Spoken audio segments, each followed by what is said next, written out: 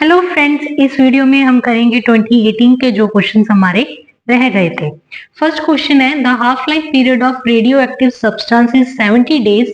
1 gram substance become 0.25 gram after how many days. जो भी radio active substance होती हैं वो टाइम पीरियड के साथ डिके करते जाते हैं।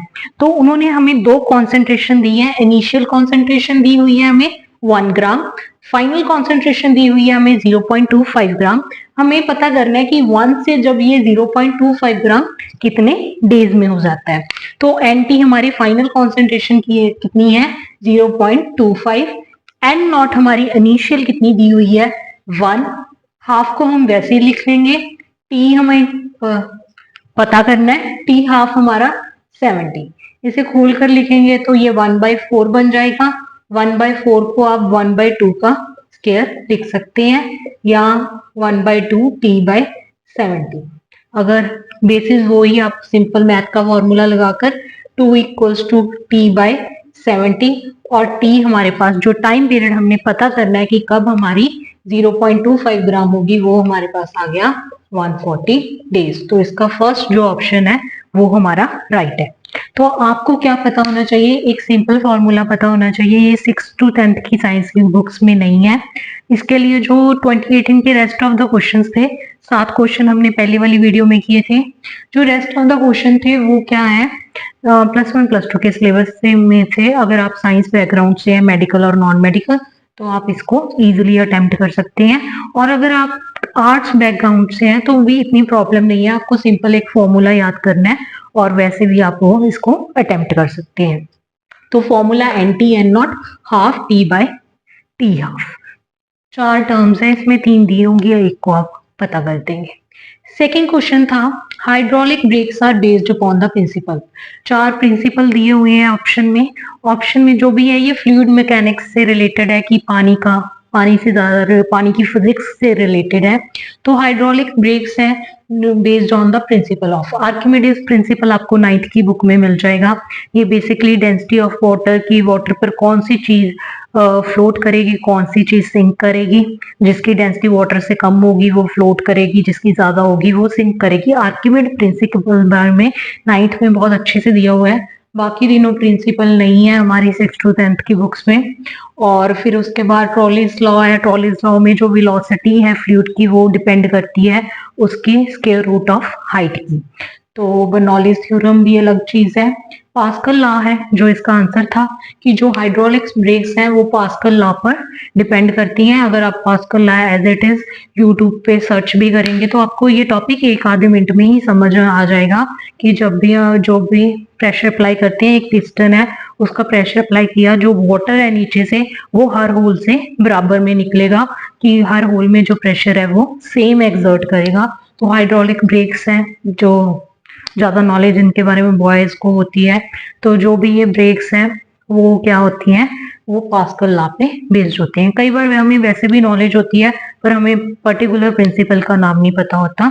तो हाइड्रोलिक ब्रेक्स हैं जो हमारी पास्कल लॉ पे प्रिंसिपल पे डिपेंड है। तो जनरली जब भी आप कोई स्टडी कर रहे हैं, पीसीएस की तैयारी कर रहे हैं, जब भी वही प्रिंसिपल पढ़े तो उसकी एप्लीकेशन जरूर जनरली पढ़े, क्योंकि पास्कल लॉ है जो उसका प्रिंसिपल है, ठीक है, उसकी एप्लीकेशंस के बारे में पूछ लिया जाता है। प्रिंसिपल की कोई स्टेटमेंट के बारे में नहीं, उसकी एप्लीकेशन के बारे में जनरली पूछ लिया जाता है। थर्ड क्वेश्चन है हमारा, difference between CFL and LED lamp. CFL और LED लैंप के डिफरेंस बताना है। उन्होंने 3 स्टेटमेंट्स दी हुई थी, आपको बताना था उनमें से कौन सी स्टेटमेंट्स सही है, ठीक है। ये ग्रुपिंग ऑफ स्टेटमेंट पे बहुत क्वेश्चन आते हैं कि 1 और 2 सही है, 2 और 3 सही है।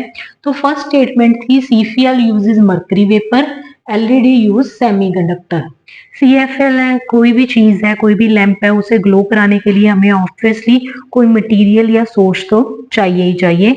तो CFL में मर्करी वेपर यूज किया जाता है, बिल्कुल करेक्ट है। LED में सेमीकंडक्टर यूज किया जाता है। शुरू में हमें पता है मरकरी की टॉक्सिसिटी कितनी हाई है, दैट इज वाई LED जो थे उनसे बेटर माने गए थे। आप सबको वैसे भी ये हमें जनरल लाइफ में पता ही होता है कि उनसे बेटर माने गए थे क्योंकि उसमें सेमीकंडक्टर होते थे, मरकरी नहीं होते थे। तो ये जनरली टॉक्सिसिटी है जो नहीं प्रोड्यूस करते थे। तो पहली स्टेटमेंट बिल्कुल हमारी सही थी।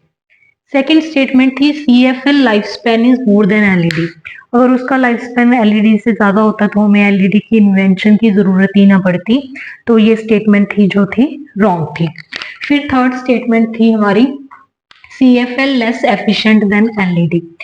किसी भी नई चीज मार्केट में तब आती है जब जो पीछे वाली चीज यूज हो रही होती है उसकी एफिशिएंसी कम होती है, तो ही हम कुछ न्यू डिस्कवर करने की कोशिश करते हैं।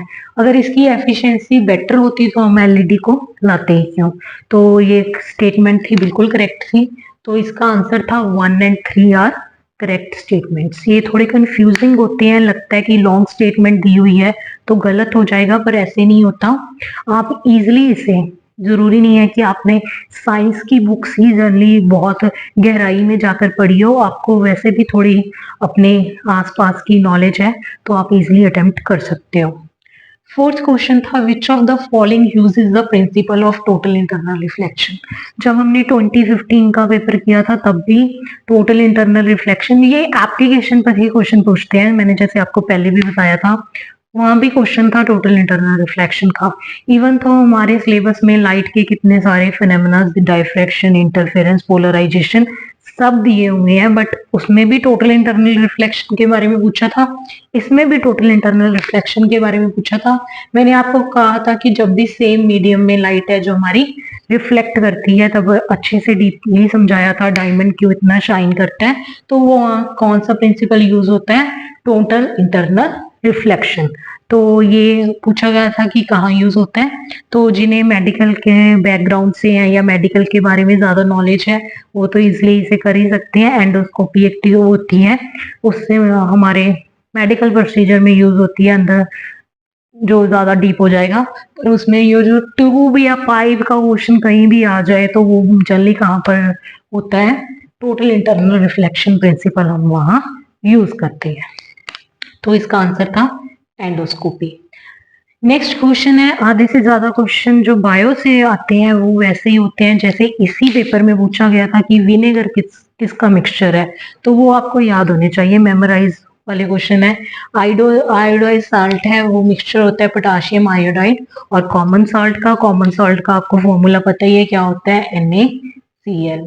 तो ऐसे ही चार ऑप्शन थे कि NaCl, अकेला पोटाशियम आयोडाइड, तो कौन सा साल्ट, पोटाशियम आयोडाइड और कॉमन साल्ट का मिक्सचर होता है। Thank you.